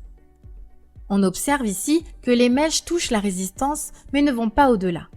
Généralement, le prix rebondit sur la résistance et a du mal à la traverser. Tout comme nous avons la résistance, nous avons le support. Le support, c'est comme un sol. Il agit de la même façon qu'une résistance. Le prix rebondit sur cette zone et a du mal à la traverser. Comme sur cette image, le prix touche le support mais ne va pas au-delà. Encore une fois ici, le support est une ligne parfaite, alors qu'en réalité, il s'agit d'une zone. En bref, la résistance est un plafond où le prix a des difficultés à augmenter davantage et le support est comme un sol, il supporte le prix, il rencontre des difficultés à descendre plus bas. Sur ce graphique, une ligne de support et de résistance est tracée. Comme dit précédemment, parlons plutôt de zone. Comment reconnaît-on une zone de résistance ou de support? C'est quand le prix touche plusieurs fois une même zone. Plus le prix va toucher cette zone, plus cette zone est considérée comme solide. On observe sur ce graphique que la zone est au début un support et ensuite elle devient une résistance. En effet, vous remarquerez que le support peut devenir une résistance et que la résistance peut devenir un support. Sur ce graphique, nous voyons bien que les mèches ne s'arrêtent pas parfaitement sur les lignes. C'est pourquoi nous allons plutôt parler de zone de support ou de zone de résistance plutôt que de lignes. Maintenant, nous allons voir comment tracer une zone de support ou de résistance. Sur ce graphique, on voit les prix monter et descendre en rebondissant sur des zones clés. Pour tracer une zone de support ou de résistance, vous n'avez pas besoin d'être précis, vous n'avez pas besoin non plus d'en tracer plusieurs. Pour cela, il vous suffit d'observer où est-ce que le prix a changé de direction dans le passé et où est-ce qu'il a rebondi à plusieurs reprises. En ouvrant un graphique, vous pouvez par exemple regarder le prix actuel, tracer une ligne horizontale à ce niveau-là et regarder dans le passé si le prix a rebondi sur cette zone-là. Si c'est le cas, il s'agit sûrement d'un support ou d'une résistance. Voilà maintenant un graphique sans zone de support ou de résistance tracée. Pour supposer que le prix va descendre ou monter, sans dessiner de zone clé, ça peut paraître compliqué. C'est pourquoi, pour mieux comprendre le graphique, c'est plus évident lorsque l'on trace des zones de support et de résistance. Ici, vous retrouvez le même graphique, mais cette fois-ci avec les zones clés dessinées. On observe que le prix a baissé, mais qu'il est en train d'atteindre une zone de support. On peut alors se dire que le marché va changer de direction et qu'un potentiel achat serait une bonne idée. Ça serait sûrement une bonne idée car dans le passé, on voit que le prix était à la baisse, il a rebondi sur ce même support et il est reparti à la hausse. Il est important de regarder le comportement du prix dans le passé. Ici, si le prix est au-dessus de la zone de support, qu'il n'a pas encore touché la zone clé, vous placer en achat ne serait pas une bonne idée. Désormais, vous devriez être en mesure de répondre et de comprendre les questions suivantes. Lisez-les et répondez-y tranquillement. Dès que vous avez fini, passez à la prochaine vidéo et n'oubliez pas, vous êtes et vous resterez toujours un étudiant. Après avoir terminé cette vidéo, vous devriez avoir une très bonne compréhension des questions suivantes. N'hésitez pas à mettre pause sur la vidéo pour prendre des notes et rappelez-vous, chacun progresse à son rythme et il est inutile de se comparer aux autres. Nous vous rappelons que pour avoir une bonne compréhension de la suite de votre formation, il est important d'avoir vu les vidéos précédentes. Si ce n'est pas le cas, stoppez cette vidéo et regardez-les. Si c'est le cas, alors sur cette image, vous avez sûrement remarqué que nous avons ici une tendance baissière. On ne sait pas si cette tendance va continuer à baisser, mais pour l'instant, sur ce graphique, il s'agit bien d'une tendance baissière. Rappelez-vous que la tendance est votre amie. Il est important de la suivre et de ne pas aller contre elle. La meilleure entrée se trouve au début de la tendance, comme dans la zone A sur ce graphique. Si vous êtes entré, admettons, dans la zone A en vente et que vous serez sorti dans la zone F, vous auriez gagné plusieurs pips sans être une seule fois en négatif. C'était en effet une très belle opportunité et une très belle entrée. Bien sûr, il n'est pas toujours évident de se placer sur la meilleure entrée. Avec de l'expérience, vous réussirez à vous positionner sur ce genre d'entrée, mais peut-être pas tout de suite. Est-ce que cela veut dire pour autant que vous avez raté ce trade? Rassurez-vous, la réponse est non. Vous pourrez rattraper ce trade en vous aidant du pullback. Comme vous le voyez sur ce graphique, à partir de la zone A, le prix a chuté et il est ensuite remonté vers la zone B, comme si le prix avait retesté la tendance. Ce retest s'appelle un pullback. C'est le terme technique utilisé, mais nous pouvons très bien l'appeler le retest. C'est souvent comme ça que le prix se comporte sur le marché. C'est pourquoi on dit que dans une tendance baissière, il y a des hauts de plus en plus bas et des bas de plus en plus bas. En fait, le prix descend dans sa tendance, mais il rebondit, et ce de plus en plus bas à chaque fois. Cela vous permet de trouver une bonne entrée si vous avez raté la première.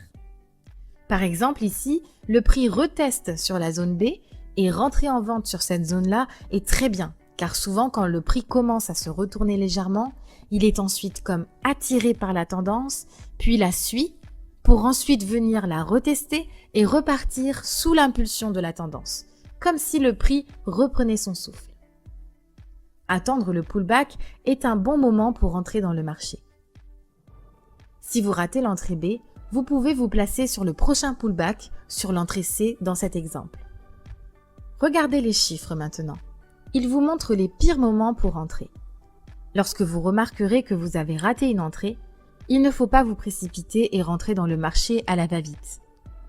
En résumé, le pullback est comme un mouvement de prix à court terme. Le prix reteste la tendance, puis va finalement dans son sens. Souvenez-vous que dans le trading, nous supposons, même si nous suivons la tendance, que tout nous indique une vente ou un achat, une mèche particulière, une consolidation, une tendance ou même un pullback, c'est le marché qui a toujours raison. Nous pouvons supposer, mais nous ne pouvons pas prédire le marché. Désormais, vous devriez être en mesure de répondre et de comprendre les questions suivantes. Lisez-les et répondez-y tranquillement. Dès que vous avez fini, passez à la prochaine vidéo et n'oubliez pas, vous êtes et vous resterez toujours un étudiant. Après avoir terminé cette vidéo, vous devriez avoir une très bonne compréhension des questions suivantes. N'hésitez pas à mettre pause sur la vidéo pour prendre des notes et rappelez-vous, chacun progresse à son rythme et il est inutile de se comparer aux autres. Lorsque vous ouvrez votre application, voici ce que vous voyez. La première ligne représente la balance. La balance est tout simplement le montant de votre capital. Ce chiffre peut varier en fonction de ce que vous avez gagné et de ce que vous avez perdu. En dessous de cette ligne, vous avez les fonds disponibles. Ils représentent votre capital plus les gains ou les pertes en cours. Cela veut dire que ce chiffre va varier en même temps que vos trades en cours et il baissera ou montera en temps réel. Vous voyez sur cet exemple que le capital est de 10 000 € et qu'il y a un trade en cours sur GBP/USD en profit pour le moment de 22 €. On observe alors dans les fonds disponibles le capital, 10 000 € plus le gain de votre trade en cours, 22 €, ce qui fait 10 022 €. Maintenant, intéressons-nous à la marge. La marge représente les fonds nécessaires sans effet de levier. Rappelez-vous, les effets de levier, c'est comme pour l'immobilier. Admettons que vous souhaitez acheter une maison, le banquier vous demandera sûrement un acompte avant de vous accorder le crédit, peut-être 20%. C'est ça leur marge. Cela veut dire que si le remboursement de votre crédit ne se fait pas, ou s'il se passe quoi que ce soit, ils pourront garder cette somme. C'est la même chose ici. Vous devrez déposer un acompte sur chaque position que vous ouvrez. Donc plus vous ouvrirez de positions, plus votre marge sera élevée. Sous la marge, vous avez la marge libre. Elle représente le montant d'argent disponible pour échanger avec effet de levier. C'est les fonds disponibles moins la marge. Ensuite, vous avez le niveau de la marge en pourcentage. C'est le ratio entre les fonds disponibles et la marge. Nous vous rappelons qu'il est conseillé de ne pas prendre plusieurs positions en même temps. Votre marge risque de baisser. Gardez toujours un œil sur votre niveau de marge, il doit rester haut. Si votre niveau de marge atteint les 100%, vous ne pourrez plus prendre de position et vous risquez de perdre celles qui sont en cours. Il ne faut jamais laisser ce pourcentage atteindre les 100% ou moins. Effectivement, si la marge est en dessous de 100%, votre broker fermera vos positions en cours en commençant par les plus grosses. Désormais, vous devriez être en mesure de répondre et de comprendre les questions suivantes. Lisez-les et répondez-y tranquillement. Dès que vous avez fini, passez à la prochaine vidéo et n'oubliez pas, vous êtes et vous resterez toujours un étudiant. Après avoir terminé cette vidéo, vous devriez avoir une très bonne compréhension des questions suivantes. N'hésitez pas à mettre pause sur la vidéo pour prendre des notes et rappelez-vous, chacun progresse à son rythme et il est inutile de se comparer aux autres. Voici les différents mots de vocabulaire que nous allons voir aujourd'hui. Merci de prendre des notes afin de mieux les retenir. Avant de commencer, nous vous informons qu'un ordre différé permet de placer un ordre à un certain niveau de prix dans le futur et de rentrer en position automatiquement dès que ce niveau est atteint, sans avoir besoin de rester sur le graphique à attendre le bon moment. Le premier ordre que nous allons voir est l'ordre stop. Vous fixez votre ordre à un certain niveau et dès que le prix le traverse, vous entrez automatiquement en position. C'est un peu comme une course. Une fois que la ligne de départ est franchie, vous entrez dans la course. Tant que la ligne n'est pas franchie, vous n'êtes pas encore dedans. Sur cet exemple, nous avons un sell stop, un ordre de vente différé. C'est lorsque vous supposez que le prix va baisser, vous allez donc placer votre ordre de vente en dessous du prix, comme sur l'image, et dès que le prix aura franchi cet ordre de vente, vous entrez directement en position. Dans ce cas, vous entrez en vente. Tant que le prix n'a pas franchi l'ordre, vous n'êtes pas encore en position sur le marché. Et dès l'instant où il le franchit, vous entrez en position sur le marché. Voici un exemple sur le graphique. Ici, il semble que le prix soit en train de descendre.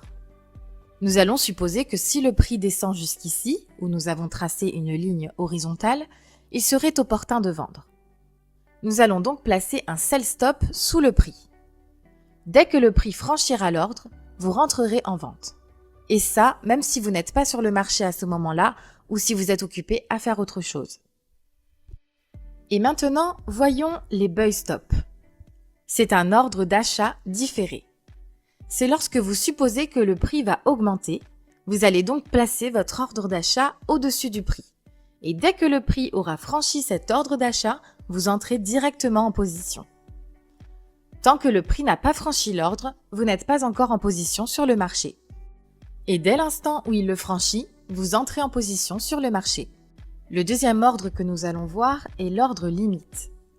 Vous fixez votre ordre à un certain niveau, et dès que le prix le traverse une fois dans un sens et une fois dans l'autre, vous entrez automatiquement en position. C'est comme un boomerang. Le prix doit aller dans une direction, puis revenir dans sa direction initiale. Sur cet exemple, nous avons un sell limit. Il s'agit d'un ordre de vente différé. Vous placez votre ordre de vente au-dessus du prix et dès que le prix franchit cet ordre de vente et le traverse une nouvelle fois dans l'autre sens, vous entrez alors en position. Tant que le prix ne traverse pas l'ordre de vente, vous n'êtes pas encore en position sur le marché. Et dès l'instant où le prix traverse l'ordre de vente une fois dans un sens et une fois dans l'autre, vous entrez en position sur le marché. Et voici l'exemple sur un graphique. On voit que le prix a traversé une fois l'ordre limite et va peut-être le traverser dans l'autre sens. Si c'est le cas, vous rentrerez en position de vente. Il se peut que le prix aille tout de suite dans l'autre sens, mais il se peut aussi qu'il prenne beaucoup plus de temps ou pire, qu'il touche votre stop loss. C'est pourquoi il est important d'utiliser les ordres différés comme une partie de la stratégie globale. Et voici maintenant le buy limit. C'est un ordre d'achat différé. Vous placez votre ordre d'achat au-dessous du prix et dès que le prix franchit cet ordre d'achat et le traverse une nouvelle fois dans l'autre sens, vous entrez alors en position. Tant que le prix ne traverse pas l'ordre d'achat, vous n'êtes pas encore en position sur le marché. Et dès l'instant où le prix traverse l'ordre d'achat une fois dans un sens et une fois dans l'autre sens, vous entrez en position sur le marché. Et maintenant, l'exemple sur le graphique. Le prix a déjà descendu et traversé l'ordre d'achat une première fois, et s'il remonte et refranchit la zone, alors vous entrez en position. Voici un récapitulatif pour vos notes. N'hésitez pas à mettre pause. Ces ordres différés peuvent vous aider si vous ne restez pas sur les graphiques. Mais nous vous rappelons qu'ils s'utilisent avec une stratégie. Une stratégie que vous allez apprendre très prochainement. Désormais, vous devriez être en mesure de répondre et de comprendre les questions suivantes. Lisez-les et répondez-y tranquillement. Dès que vous avez fini, passez à la prochaine vidéo. Et n'oubliez pas, vous êtes et vous resterez toujours un étudiant. Après avoir terminé cette vidéo, vous devriez avoir une très bonne compréhension des questions suivantes. N'hésitez pas à mettre pause sur la vidéo pour prendre des notes et rappelez-vous, chacun progresse à son rythme et il est inutile de se comparer aux autres. Le premier type d'analyse dont nous allons parler est l'analyse technique. Elle est utilisée par les traders qui étudient le mouvement des prix en se basant sur les mouvements passés et présents. Ils observent et dessinent des tendances, ils tracent des lignes, utilisent différents outils et étudient l'historique du mouvement du marché. Ces traders utilisent les graphiques, des indicateurs et des patterns. Ce sont des outils d'analyse technique. Ce type d'analyse, quand il est utilisé avec une bonne stratégie, s'avère très efficace. Ensuite, nous avons l'analyse fondamentale. Elle est utilisée par les traders qui étudient les nouvelles politiques, les nouvelles sociales et économiques pour mesurer les perspectives du marché. Que se passe-t-il dans l'économie, dans la société? Est-ce que le taux d'intérêt augmente ou diminue? Comment se porte le taux de chômage? Si un pays se porte bien, alors sa devise devrait bien se porter aussi. Cette analyse est très pratique et utile pour comprendre la tendance des graphiques, mais utiliser seule ne vous mènera pas à de grandes réussites. Ces traders utilisent différents sites économiques comme Bloomberg, Investing.com et autres calendriers économiques. Et le dernier type d'analyse est l'analyse sentimentale. Elle est liée à l'analyse fondamentale car elle est basée sur le sentiment global du marché, l'impression générale. Rappelez-vous que pour les élections américaines, le sentiment commun joue un rôle majeur sur le marché. Le marché est basé sur la psychologie humaine, sur comment les gens se sentent après une annonce. Ce n'est pas les annonces économiques le plus important, mais plutôt la réaction de tous les participants sur le marché par rapport à celle-ci. Maintenant que vous connaissez ces trois types d'analyse, laquelle choisirez-vous? Nous vous recommandons l'analyse technique car celle-ci vous apportera plus d'opportunités, donc plus de bénéfices. Beaucoup de traders ont un énorme succès grâce à ce type d'analyse. Après, tout dépend de vous, à chacun son style. Désormais, vous devriez être en mesure de répondre et de comprendre les questions suivantes. Lisez-les et répondez-y tranquillement. Dès que vous avez fini, passez à la prochaine vidéo et n'oubliez pas, vous êtes et vous resterez toujours un étudiant.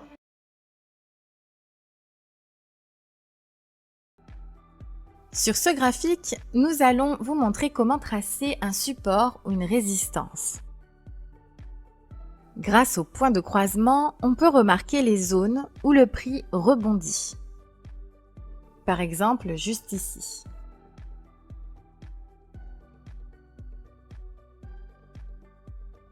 Nous vous rappelons que pour les résistances et les supports, il s'agit plus d'une zone. Nous allons donc tracer une zone en utilisant plutôt une forme rectangulaire.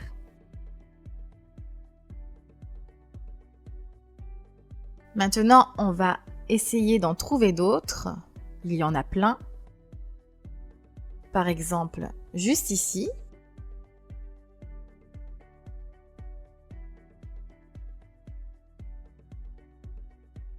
Et on en a une autre juste là.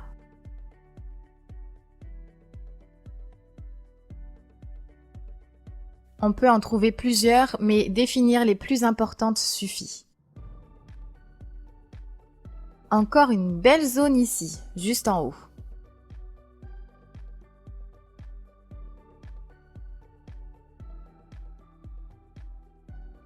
On voit qu'entre le support et la résistance en haut, nous cherchons une vente. Car dans le passé, le prix a rebondi sur cette résistance et va sûrement faire la même chose aujourd'hui. Maintenant, nous allons vous montrer comment dessiner une ligne de tendance. Pour cela, on peut utiliser directement une ligne ou une zone comme ce petit rectangle diagonal. Pour tracer une ligne de tendance, une zone de tendance, c'est très simple. Il suffit seulement d'avoir 2 points à connecter.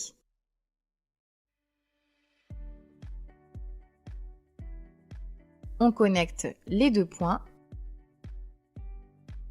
Et vous voyez que sur cette zone, qui est une tendance haussière, le prix rebondit comme sur un support et ensuite il rebondit comme sur une résistance. C'est peut-être un signe que le marché va se retourner. Voici un autre exemple de ligne de tendance. Donc on connecte les 2 points. Et sur cette tendance baissière, on voit que le prix a rebondi sur cette zone comme une résistance et qu'elle l'a ensuite traversée et que le marché s'est retourné et est parti à la hausse. C'est vraiment aussi simple que ça. Voici un autre exemple. Nous vous rappelons que vous pouvez utiliser une ligne si vous le souhaitez, mais établir une zone est toujours mieux.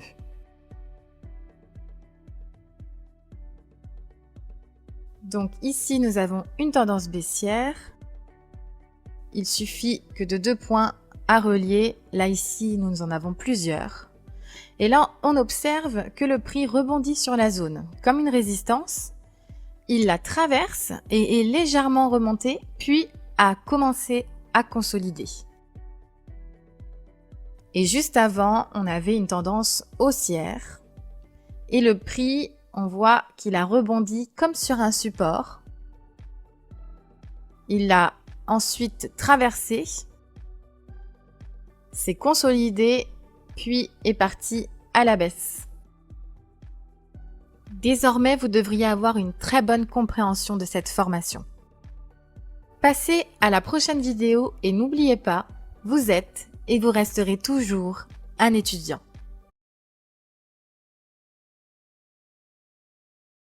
Nous allons vous poser des questions auxquelles vous allez devoir répondre avant de vous lancer dans le trading. La première question est: quel est votre pourquoi? Pourquoi suivez-vous cette formation? Pourquoi voulez-vous faire du trading? Pourquoi voulez-vous réussir dans le trading?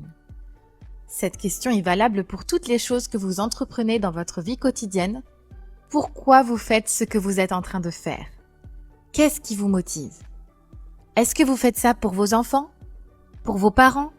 Pour votre liberté? Pour votre accomplissement personnel? Trouvez votre pourquoi et rappelez-le vous souvent pour rester motivé et réaliser vos objectifs et vos rêves. La prochaine question est: quel type de trader êtes-vous? Préférez-vous faire du swing, prendre de longues positions sur plusieurs semaines ou plusieurs mois? Ou bien êtes-vous plutôt du genre à trader en intraday, sur une journée ou sur plusieurs heures? Ou préférez-vous le scalping, prendre des positions sur une durée très courte? Quel type d'analyse préférez-vous? Nous venons de le voir. Préférez-vous l'analyse technique, l'analyse fondamentale ou peut-être les deux? Sur quelle session allez-vous trader? Quelle est votre favorite? Ça dépendra de quel type de trader vous êtes. Si vous faites du scalping, cela n'a pas vraiment d'importance. Mais pour les autres, quelle session allez-vous privilégier? Les sessions asiatiques? Celles de Londres? Celles de New York? Et à quel moment de la journée allez-vous trader? Plutôt le jour, la nuit? Quelles sont vos disponibilités? Quel est le meilleur moment pour faire des bénéfices? Quelles sont vos confirmations avant de rentrer en position? Il y a des confirmations de base, mais selon les méthodes que vous allez apprendre après ces vidéos de formation, on vous donnera une liste de confirmations avant d'entrer en position. Il est important de les connaître sur le bout des doigts avant de placer un ordre. Pour chaque trade, combien de pips souhaitez-vous gagner?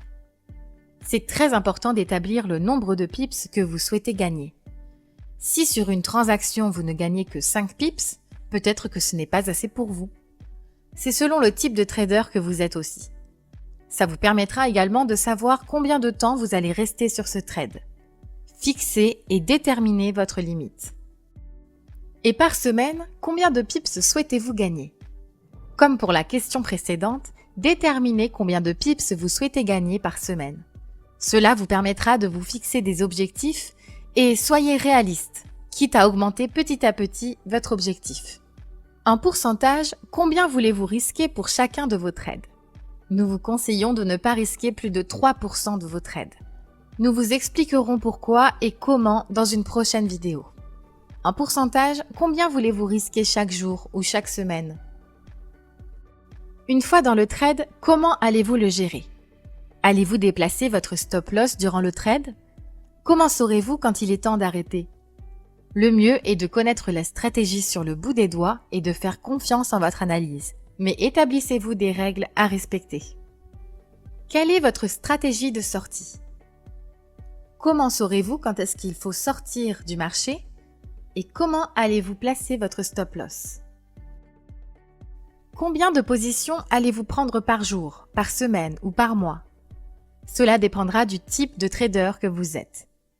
Combien de trades allez-vous prendre par jour? Est-ce que ce sera plusieurs fois par jour? Peut-être allez-vous trader que 3 fois par semaine ou 4? Configurez votre trade idéal à l'aide de votre liste de confirmation. Quelle paire tradez-vous et quelle paire n'allez-vous pas trader? Quelles sont vos favorites et quelles sont les paires à éviter? Quel jour, quelle semaine, quel mois n'allez-vous pas trader? Allez-vous éviter de trader le vendredi ou le lundi ou encore pendant les vacances? Et pourquoi? Combien de positions allez-vous prendre en même temps? Combien de positions allez-vous ouvrir au maximum? Très important, que faites-vous pour votre développement personnel? Le trading, c'est beaucoup de mental. Êtes-vous assez fort mentalement? Savez-vous maîtriser vos émotions? Sinon, cela peut affecter votre motivation. Il est très important pour votre vie professionnelle et personnelle d'être développé personnellement. Question intéressante. Qu'allez-vous faire de l'argent que vous allez gagner dans le trading? Il est important d'y penser. Et enfin, allez-vous tenir un journal de trading? Il vous sera très utile de suivre un journal pour ne pas reproduire les erreurs du passé, pour vous canaliser et vous rappeler les démarches à suivre. Fixez-vous des règles, réadaptez-les si besoin, gardez des traces de vos trades passés. Désormais, vous devriez avoir une très bonne compréhension de cette formation. Passez à la prochaine vidéo et n'oubliez pas, vous êtes et vous resterez toujours un étudiant. Pour terminer cette vidéo, vous devriez avoir une très bonne compréhension des questions suivantes. N'hésitez pas à mettre pause sur la vidéo pour prendre des notes et rappelez-vous, chacun progresse à son rythme et il est inutile de se comparer aux autres. Avant chaque transaction, il faudra répondre oui à chaque confirmation. Dans cette vidéo, nous allons vous donner des confirmations de base bonnes à savoir, mais sachez qu'après ces basiques, vous allez apprendre une méthode où on vous donnera une liste exacte de confirmations à respecter qui ne seront pas pareilles que celles données dans cette vidéo.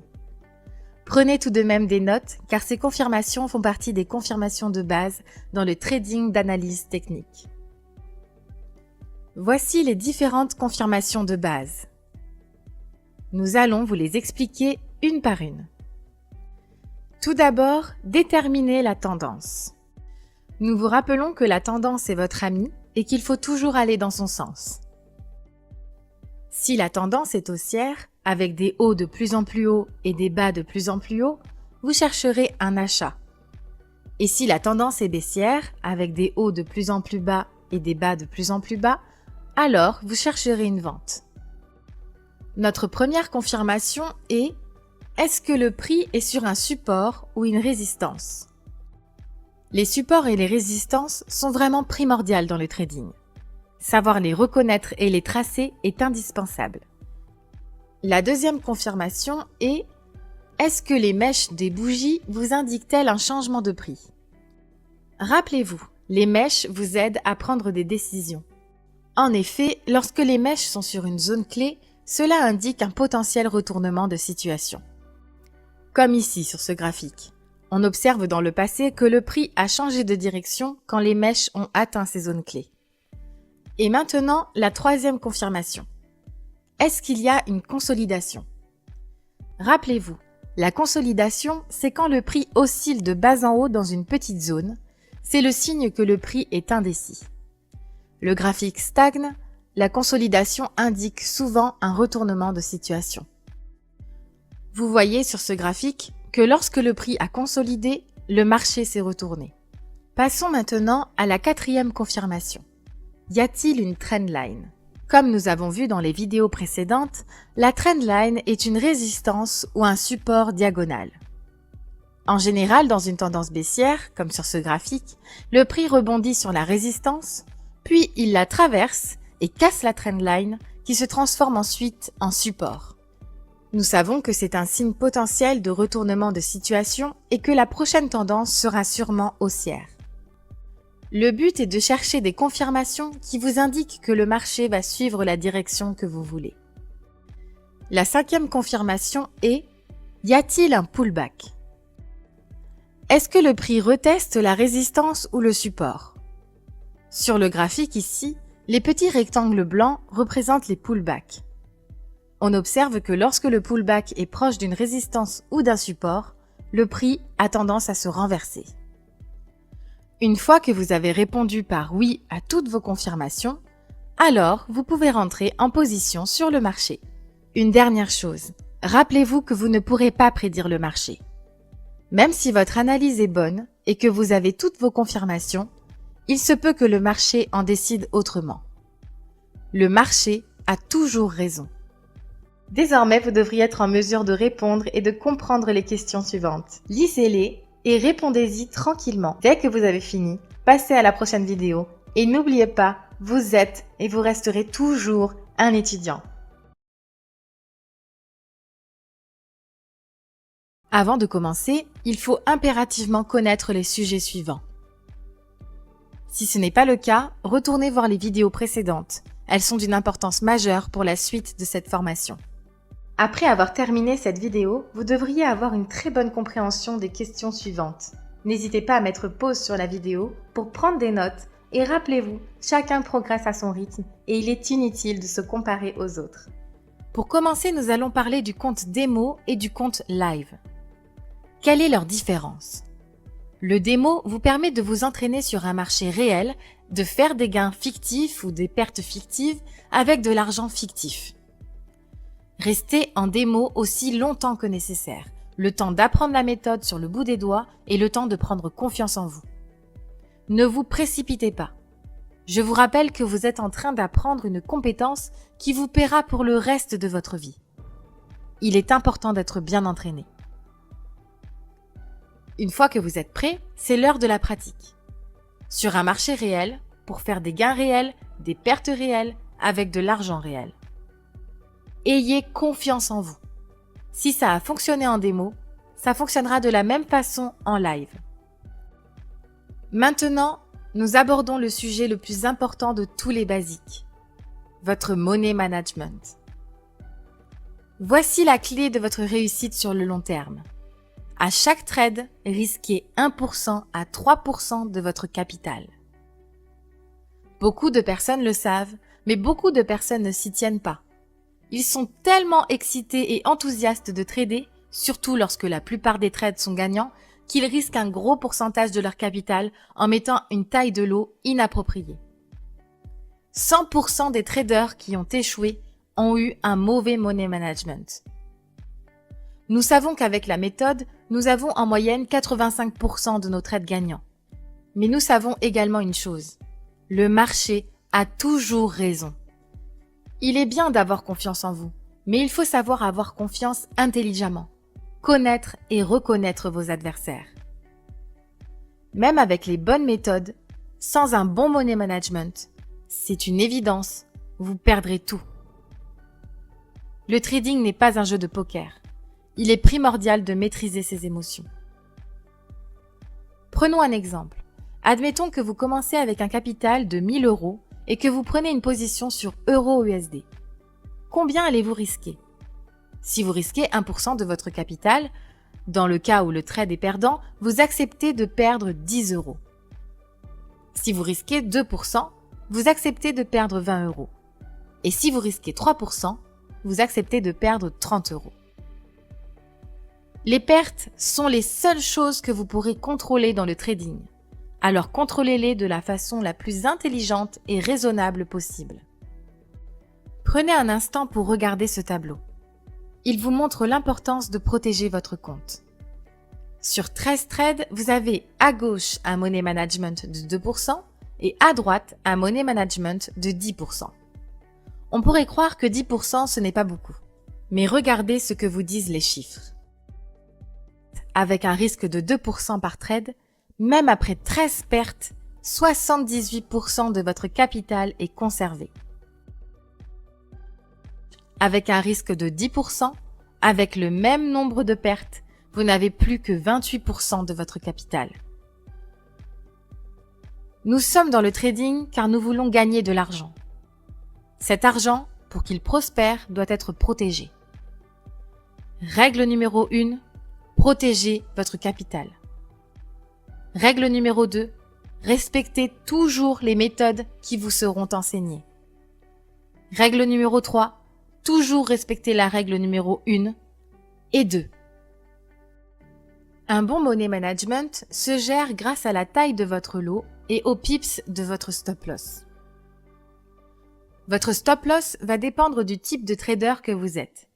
Si vous êtes un scalper, que vous prenez des positions sur quelques minutes, nous vous recommandons de placer votre stop loss à 10 pips maximum.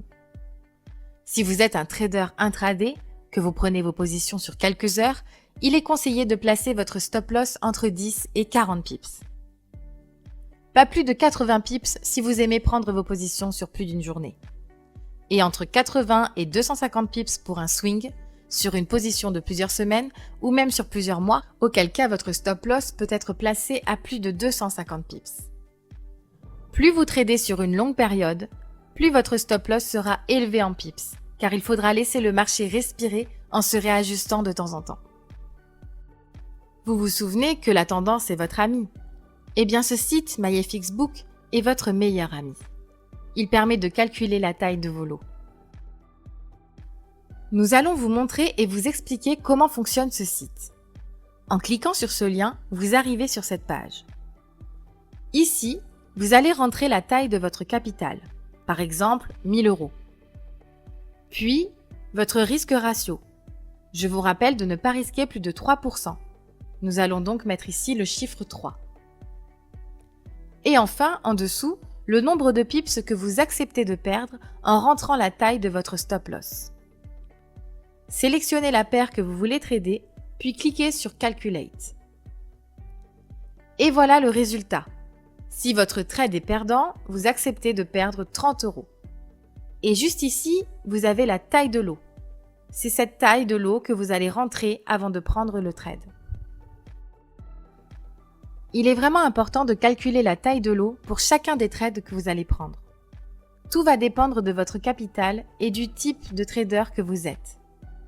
Vous le voyez sur ce tableau, le calcul ne se fait pas par hasard. Plus votre capital est gros, plus vous êtes susceptible de gagner vite. Plus votre capital est petit, plus il faudra être patient. Vraiment, soyez patient, car même si ça peut paraître un peu long au début, le trading est exponentiel et ça peu importe votre capital de base.